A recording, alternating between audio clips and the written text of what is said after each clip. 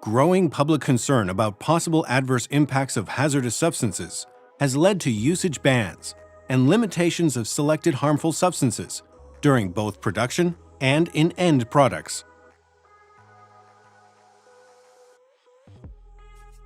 There are a few essential steps to understanding and dealing with such restricted substances. First, check the national chemical regulations in your country. Regulations differ among countries. Check on those where your factory is located. In addition to these national regulations, customers such as fashion brands may have further requirements. While reviewing customer and brand requirements, you may come across two different lists: the Restricted Substance List and the Manufacturing Restricted Substance List. The Restricted Substance List aims to prevent and limit the use of restricted substances in finished products. The Manufacturing Restricted Substance List focuses on preventing and restricting the usage and the presence of specific hazardous substances throughout the entire manufacturing process. This list includes process chemicals which may be used in the manufacturing but are not present in the end product. You can find more detailed information on RSL and MRSL here.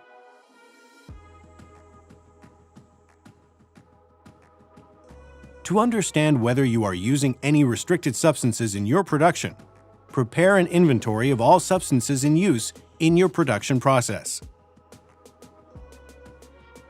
Such an inventory is not only required by your buyers, but also forms the basis for managing the chemicals in a systematic way. Be aware that your buyers may have specific expectations regarding the format of such inventory.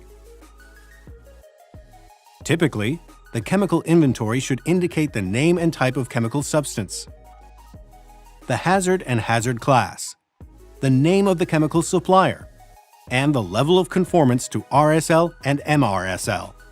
The shown inventory is strongly simplified. For an example of an actual inventory, check the inventory format that is recommended by the Partnership for Sustainable Textiles above. If you are unsure whether the chemicals conform to the RSL and MRSL, request a written conformity declaration from the chemical supplier. Let's take a closer look at the RSL and MRSL. Many fashion brands have their own restricted substance list. No matter how different the design of these lists is, they usually show 4 key items in a table format. The first item is the name of the restricted chemical substance or formulation, which is restricted in use or not allowed to be detected in the end product. The second unit is the CAS number. This is a unique number assigned by the Chemicals Abstract Service of the American Chemical Society. The CAS number helps to identify the respective chemical substance or components of the formulation. The limit column shows the maximum allowable and detectable amount of that substance in the finished product. Some substances are completely banned for usage and are not allowed to be found in the end product at all. The column Test Method indicates the specific laboratory test required for detecting that substance in the end product. To be able to detect whether there are restricted substances in your final products, you will have to collaborate with a certified testing laboratory.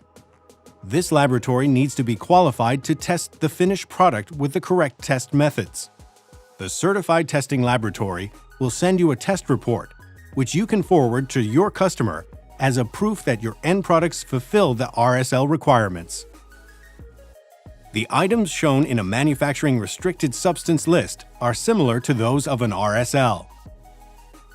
For example, the CAS numbers and names of the substances can also be found in the MRSL. The column Potential Uses explains when and for what purpose the substance is commonly used during manufacturing. The last column, General Technique, indicates the laboratory methods which are required for analyzing the concentrations of these substances. Since you may use multiple chemical substances as part of the formulations, the Group B column, Chemical Supplier Commercial Formulation Limit, shows the concentration limits of such substances in commercially available chemical formulations from chemical suppliers. Substances on the MRSL may also enter the factory through pathways other than the supplied chemicals. For example, as contaminants in processed water or input materials. An analysis of these pathways, as well as of wastewater and sludge, will help you to verify conformance. In case substances are found beyond the limits on the RSL and MRSL, you may need to take a closer look at the source and use of the substance in the production processes.